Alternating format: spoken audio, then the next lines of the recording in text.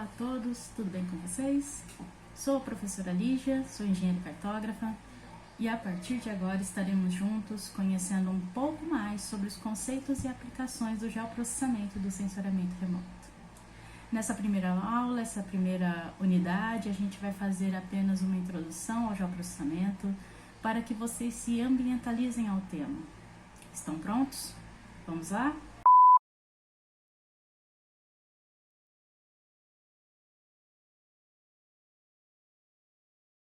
Desde sempre, o homem teve a necessidade em conhecer o território em que habitava. Conhecer o ambiente em seu entorno e passar esse conhecimento adiante era fundamental para a sobrevivência do grupo. Representar o espaço de forma gráfica veio antes mesmo da escrita, por meio da arte rupestre, em que pôde-se constatar alguma dessas representações datadas com cerca de 40.000 a.C.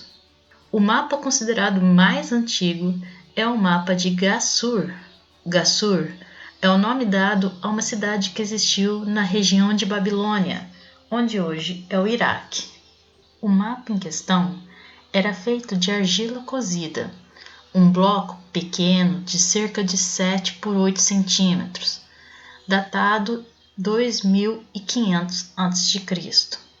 Nele é representado a região do vale, provavelmente do rio Eufrates.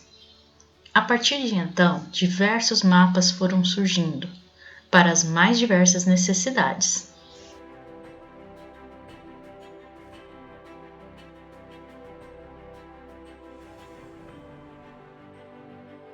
E o geoprocessamento? Onde entra nisso? O geoprocessamento está relacionado a toda tecnologia aplicada, seja a coleta ou ao processamento de dados geográficos, para que assim se gere a geoinformação, como por exemplo por meio de mapas. Como a base são dados geográficos, obviamente tudo está vinculado então à distribuição espacial de fenômenos e informações. Isso significa que existe uma necessidade de responder basicamente a 3 perguntas: o que acontece? Quando acontece? E principalmente, onde acontece? Agora, vamos conhecer um exemplo clássico da aplicação do conceito de geoprocessamento. Conheçam John Snow. John Snow foi um médico inglês. Nasceu em 1813 e foi o primeiro de 9 filhos do casal William e Frances Snow. Em 1836, começou a cursar medicina na Hunterian School, em Londres. Em 1837, Snow já trabalhava no Hospital de Westminster e em 1844 se graduou em medicina pela Universidade de Londres. O caso que nos interessa aqui é sobre a publicação de um artigo que esse médico fez em 1855, no qual ele documenta uma investigação que ele fez sobre a relação direta entre o abastecimento de água e a epidemia de cólera que ocorreu num bairro de Londres em 1954. Aliás, esse bairro de Londres era o bairro Soho, o bairro onde ele mesmo morava. Acontece que nessa época acreditava-se que doenças como cólera e peste negra era transmitido pelo ar contaminado, por meio de miasma. Mas Snow nunca esteve convencido disso. Ele acreditava que o contágio era feito não pelo ar, mas sim pela água contaminada. Durante o surto de cólera, a partir de entrevistas feitas com os residentes do bairro Soho, Snow identificou que a fonte do surto era a bomba de água pública localizada na Broadway Street. Na verdade, na época, ela se chamava apenas Broad Street. Ele coletou algumas amostras de água e fez análises químicas e exames microscópicos que demonstraram a alta contaminação da água que vinha dessa bomba. Porém, isso não era uma prova conclusiva de sua teoria. Então foi necessário apresentar outros fatores que complementassem seus achados. Um dos estudos que ajudou Snow a persuadir o conselho local a, enfim, desativar a bomba do poço foi a análise do padrão de disseminação da doença em torno da bomba. Aqui é onde entra o que podemos considerar um processamento de dados geográficos, que gera então uma geoinformação, ou seja, o princípio do geoprocessamento. O que John Snow fez foi espacializar as ocorrências de casos de cólera para identificar, assim, algum padrão. Dessa forma, pôde-se ter uma prova visual que a maior parte das ocorrências de cólera se dava nas proximidades da bomba em questão e das pessoas que consumiram água daquela bomba, o que ajudou a corroborar os estudos de John.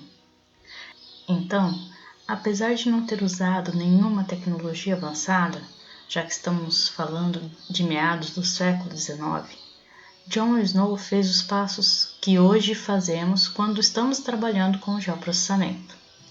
Ele coletou dados espaciais, o que quer dizer que ele identificou não apenas os casos de cólera, mas também onde estavam localizados. Então ele tinha uma localização de cada caso, um XY.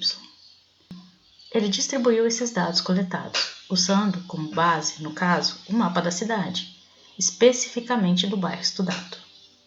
Ele representou esses dados, utilizando uma forma de barra para poder verificar os locais de maior e menor ocorrência. Ele representou também a localização da bomba d'água, que estava sendo estudada e que, na teoria dele, poderia ser o vetor da doença. Por fim, ele fez uma análise de padrão espacial, onde ele pôde verificar com grande facilidade, depois de todos os dados representados espacialmente, a correlação entre a proximidade à bomba d'água e o número de casos. E essa foi a informação obtida dessa análise, o que chamamos de geoinformação. Vamos dar uma olhada na definição do que é geoprocessamento. De acordo com Davis e Cameron, o termo geoprocessamento denota a disciplina do conhecimento que utiliza técnicas matemáticas e computacionais para o tratamento da informação geográfica e vem influenciando de maneira crescente as áreas de cartografia, análise de recursos naturais, transportes, comunicação, energia e planejamento urbano e regional. Uma outra definição, essa dada pelo INPE, que é o Instituto Nacional de Pesquisas Espaciais, descreve geoprocessamento como conjunto de tecnologias voltadas à coleta e tratamento de informações espaciais para um objetivo específico. As atividades envolvendo o geoprocessamento são executadas por sistemas específicos, mais comumente chamados de Sistemas de Informação Geográfico, o SIG. Vamos pensar um pouco nessas duas definições. Gilberto Câmara e Clodovil Davis descrevem a definição do termo geoprocessamento, ou seja, quando é que o nome geoprocessamento é utilizado. E de acordo com eles, esse termo é utilizado quando temos informações geográficas que vão ser tratadas por meio de processos que aliam computação e matemática. Já no INPE, em seu tutorial de geoprocessamento, a definição se foca mais no processo, o que na prática define o geoprocessamento, que seria toda a tecnologia utilizada tanto para coletar os dados como para tratar esses dados. Essa tecnologia que se utiliza para realizar o geoprocessamento é chamada de geotecnologias. Como os dados utilizados podem ser coletados? Para adquirirmos os dados geográficos que vamos utilizar em análises, podemos usar de diversos recursos, como, por exemplo, levantamentos topográficos, utilizando teodolitos, níveis ou estação total, sensoriamento remoto, utilizando dados de satélites, aerolevantamentos ou aerofotogrametria, seja com aviões ou com volantes de asa fixa ou multirotores, os conhecidos por drones, levantamentos geodésicos, usando sistemas de posicionamento por satélite, como por exemplo GPS, GLONASS, Galileu, Compass, ou dados já existentes de levantamentos cartográficos, seja em formato de papel ou em formato digital, por meio do download do mapa em PDF ou até mesmo dos arquivos vetores. E também dados censitários e tabulares, desde que passíveis de espacialização. Os dados coletados serão armazenados em mídia e organizados em um banco de dados geográfico. A partir daí, são realizados os processos, utilizando esses dados, geralmente por meio de um SIG. E o que é um SIG? SIG é a sigla de Sistema de Informação Geográfica, que em inglês, a mesma sigla é GIS, Geographic Information System. Daí que vem o nome GIS nos aplicativos de SIG, como ArcGIS, QGIS e assim por diante. Retomando o que já vimos, o SIG é uma das geotecnologias que podem ser utilizadas no geoprocessamento. Se você pesquisar o que é SIG no Google, provavelmente irá encontrar diversas definições, bem diferentes umas das outras, mas que no fundo acabam se complementando. Dentre algumas definições, vocês podem achar a frase de que o SIG é um tipo especial de sistemas de informação. Mas você sabe o que é um sistema de informação? O conceito de sistema de informação é aplicável a todo mecanismo projetado com a finalidade de coletar, processar, armazenar e transmitir informações de maneira a facilitar o acesso de usuários interessados, solucionando problemas e atendendo suas necessidades. A especialidade do SIG é que, no caso, ele utiliza dados espacializados, ou seja, dados que possuem uma coordenada geográfica. Basicamente, a plataforma de um SIG é composta por diversas ferramentas e códigos de processamento que se comunicam com um banco de dados geográfico.